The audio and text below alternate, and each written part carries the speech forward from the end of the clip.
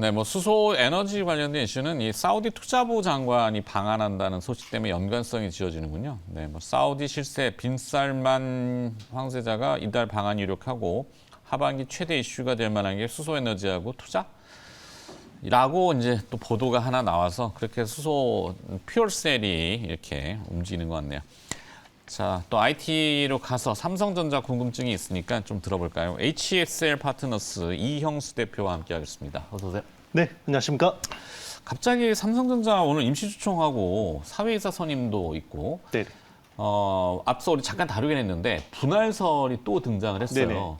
뭐 자사주 매입설, 아까도 네네. 잠깐 멘트 드렸지만 지금 삼성전자 주가는 5만 전자, 6만 원을 못 넘잖아요. 그렇죠. 뭐 주주분들의 그 아우성도 있고 뭐 업황이 안 좋고 한 거야 어쩔 수 없으니까 이걸 좀 타개하기 위한 이재용 회장의 보관이 뭘까? 네, 뭐 이영수 대표는 IT 쪽에도 심도가 있으시니까 네. 잠깐 좀 멘트를 해주시면. 일단 지금 이재용 그 회장으로 승진하셨잖아요. 네. 최근에 이제 지금 본인이 어떻게 보면 결자 해지, 네, 결정해야 될 부분들이 이제 있는데 네. 제일 중요한 게 결국 파운드리 사업에 대한 어떤 이 결정입니다. 아, 네, 파운드리 사업이 결국은 지금처럼 이렇게 이제 칩 설계하고 공정을 같이 가져가게 되면 결국 그 큰 고객을 유치하는데 큰 한계가 있을 수밖에 없다라는 특히 거. 네네. 미국이 주창하는 그 네. IRA법과 네네. 인쇼어링이라고 하는 미국 내로 다 들어와. 그리고 대중국 반도체 규제. 네네. 이런 것들이 복합일 때 봤을 때 미국의 파운드리를 가야 되는 게 당면 네네. 숙제잖아요. 맞습니다. 근데 미국 내에 파운드리 공장이나 설계를 짓자면 빅테크 기업들 뭐 애플, 구글, 뭐 아마존 이런 회사들이 이제 고객사인데 네네.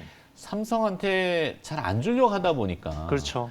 이게 자기네들 거하고 겹치는 부분이 맞습니다. 있어서 그렇죠. 결국 예전에 이제 파운드리를 애플이 100% 삼성전자 파운드리를 썼었습니다. 아, 네. 네. 근데 처음에는 원래 100% 쓰다가 이제 TSMC를 50% 끌고 온 이유가 결국 삼성이 엑시노스라는 경쟁 칩을 직접 설계하면서 이제 이게 불편해진 거거든요.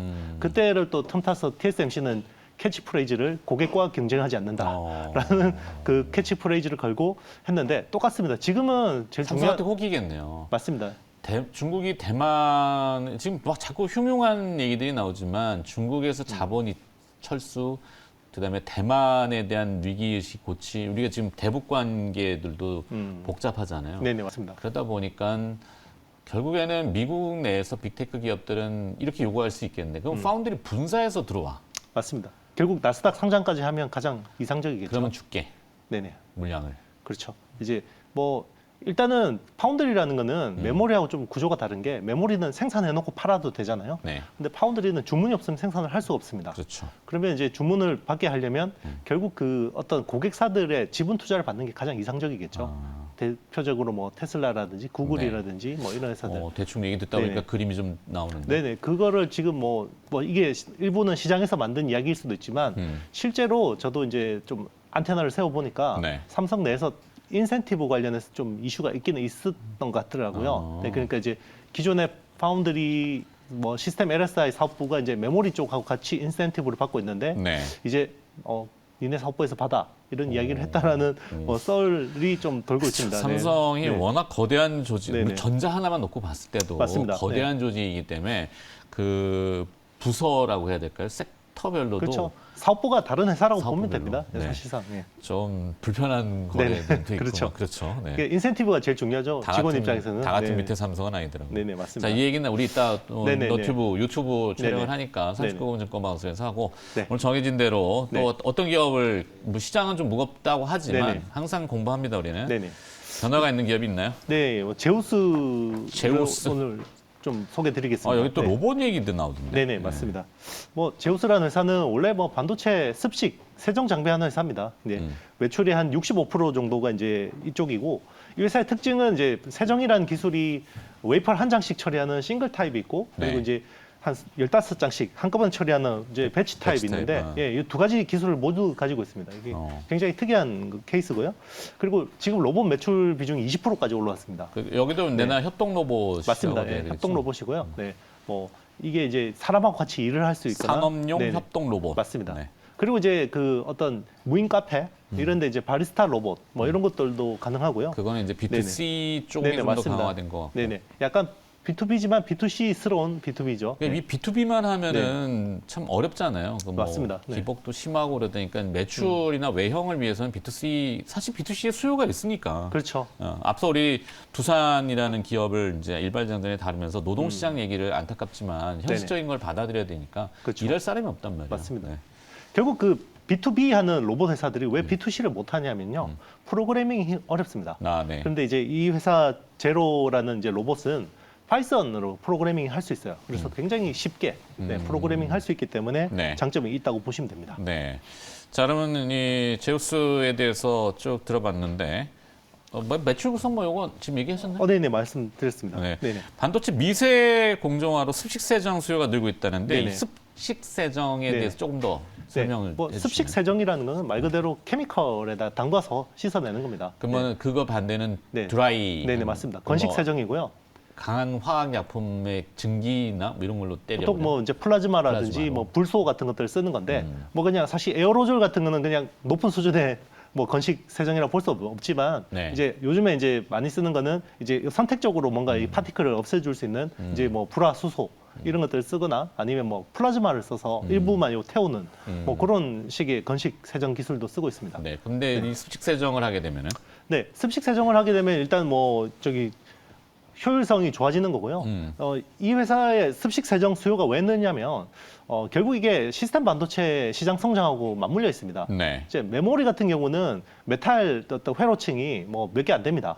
그런데 시스템 반도체는 메탈 쪽 라인이 굉장히 많아요. 그러니까 메탈 라인이 많다라는 건요, 구리를 많이 쓴다라는 거고. 구리 쪽에서 파티클이 굉장히 많이 나옵니다. 이제 구리는 왜냐하면 CMP라는 공정을 쓰기 때문에 네. 보통 CMP를 쓰고 나면 파티클이 엄청 많이 남아요. 뭐 왜냐면 용어가 파티클이지만 부스러기. 네네 부스러기. 네, 과자 먹으면 부스러기 떨어지듯이 맞습니다. 네. 뭐 네. 그걸 치워야 되잖아요. 보이진 그렇죠. 않지만. 네. 그거를 이제 씻어낼 어떤 그 수요가 많아지는 거죠. 네. 중화권 반도체 투자 확대 수혜 예상된다. 이게 맞나요?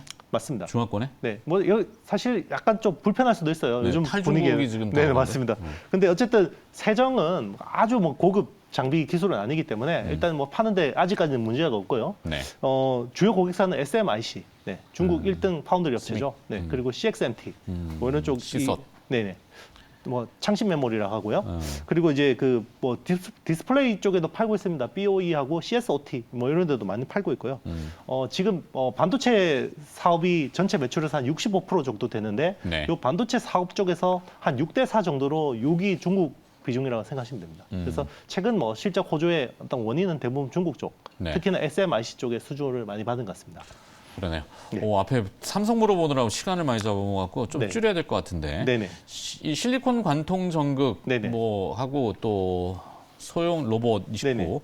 쭉 하나 좀 묶어가지고 네네. 하나씩 얘기 좀. 일단 이제 그 칩을 계속 수직으로 쌌잖아요. 그렇죠. 요즘에 이제 뭐 3D 적층한다고. 2.5D 그렇죠. 이제 3D 2.5D를 하면 결국은 TSV라는 그 실리콘 관통 전극으로 뚫어야 돼요. 미세한 관통. 맞습니다. 그럼 뚫으면 파티클 또 나오죠. 네. 부스러기 나옵니다. 그것도 씻어야 되니까 이쪽 수요가 늘어나는 거고요.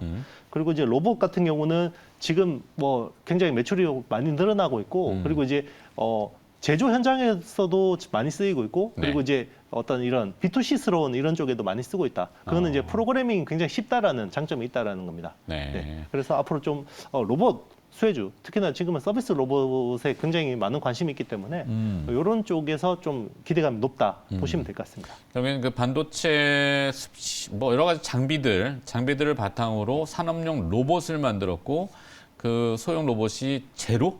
네네. 뭐 이게 제로라는 브랜드명인가 봐요? 맞습니다. 예. 그 델타, 스카라 이런 제품들이 있는데 네. 일단 제로가 제일 많이 팔리고 있습니다. 팔리긴 해요? 이제 매출 20% 차지합니다. 지금. 크네. 네네. 디스플레이, 네. 플러그 밸브 네네. 이쪽 사업분. 네, 이쪽 사업은 아직까지는 뭐 좀 부진합니다. 왜냐하면 디스플레이 업황이 뭐 아시다시피 워낙 안 좋으니까.